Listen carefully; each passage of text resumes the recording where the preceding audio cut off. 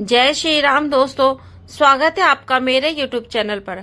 आज फिर सुनते हैं हम एक और नई कहानी कि गाय को एक रोटी खिलाने से मनुष्य को कौन सा फल मिलता है।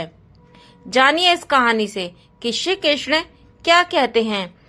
रघुवंश का आरंभ राजा दिलीप से होता है और राजा दिलीप बड़े ही धर्मपरायण, गुणवान, बुद्धिमान और धनवान थे। यदि कोई कमी थी तो वह यह थी कि उनके यहाँ कोई भी संतान नहीं थी। वे सभी उपाय करने के बाद भी जब कोई सफलता नहीं मिली तो राजा दिलीप अपनी पत्नी सुदक्षिणा को लेकर महर्षि वशिष्ठ के आश्रम में संतान प्राप्ति का आशीर्वाद प्राप्त करने के लिए पहुंचते हैं।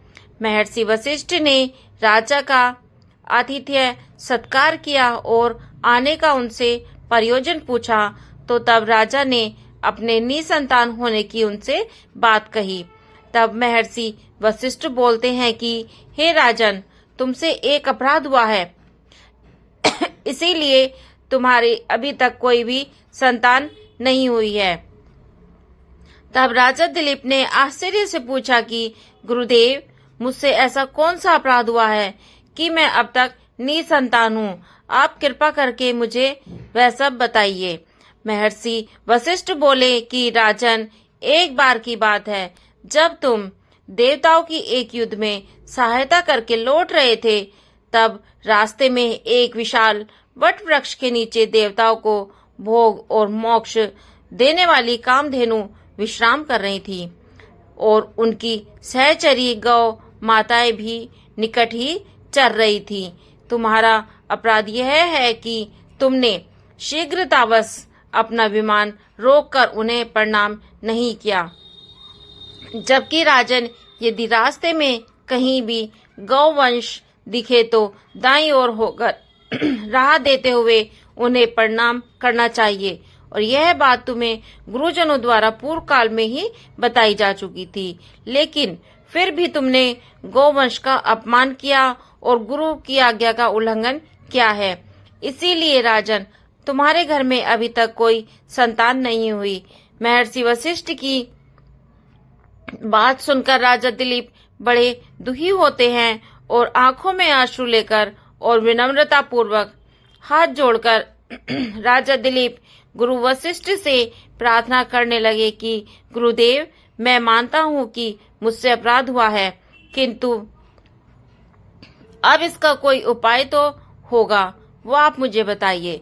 तब महर्षि वशिष्ठ बोलते हैं कि एक उपाय है राजन, ये है मेरी गाय नंदिनी है जो कामधेनु की ही पुत्री है। इसे आप ले जाओ और इसके संतुष्ट होने तक दोनों पति पत्नी इसकी सेवा करो और इसी के दुग्ध का सेवन करो। जब यह संतुष्ट होगी तो तुम्हें पुत्र रत्न की भी प्राप्ति होगी। और ऐसा आशीर्वाद देकर महर्षि वशिष्ठ ने राजा दिलीप को वहां से विदा कर दिया। अब राजा दिलीप प्राणपण से नंदिनी की सेवा में लग गए। जब नंदिनी चलती तो वह भी उसी के साथ साथ चलते और जब वह रुक जाती तो वह भी रुक जाते। दिन भर उसे चराकर संध्या को उसके दुग्ध का सेवन करके उसी पर निर्वाह करते थे। एक दिन संयोग से एक सिंह यानी शेर ने नंदिनी पर आक्रमण कर दिया और उसे दबोच लिया।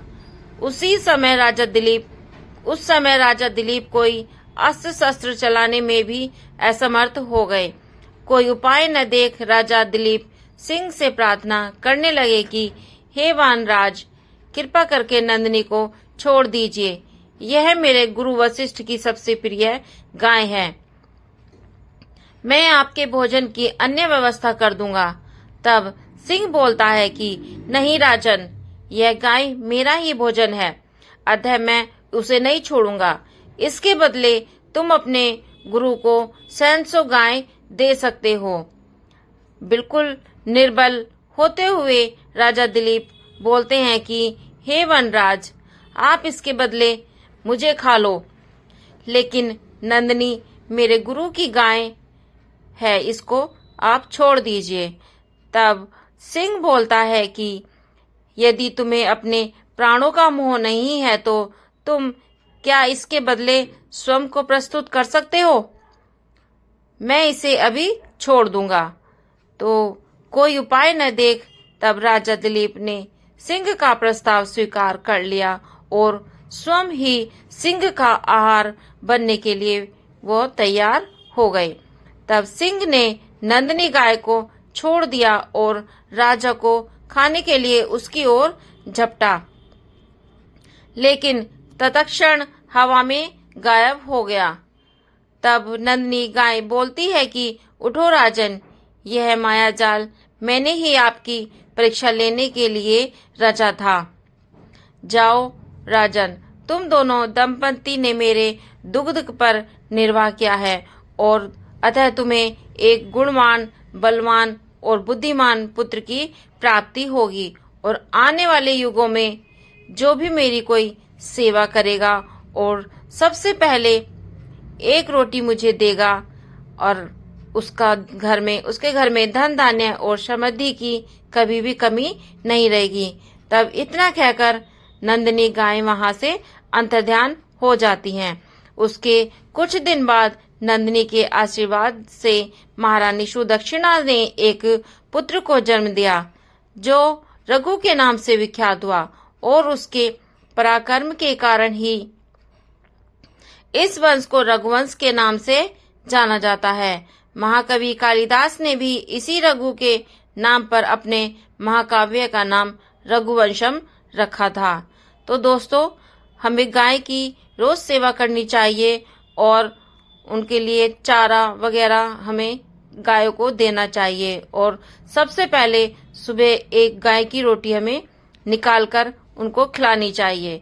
तो थैंक्स फॉर वाचिंग फ्रेंड्स। आशा करती हूँ मेरी वीडियो आपको पसंद आई होगी। तो प्लीज वीडियो को लाइक करें, शेयर करें, चैनल को सब्सक्राइब करें। सब्सक्राइब के कोई पैसे नहीं लगते हैं दोस्तों, सब्सक्राइब करिए और please support me. Bye bye, take care.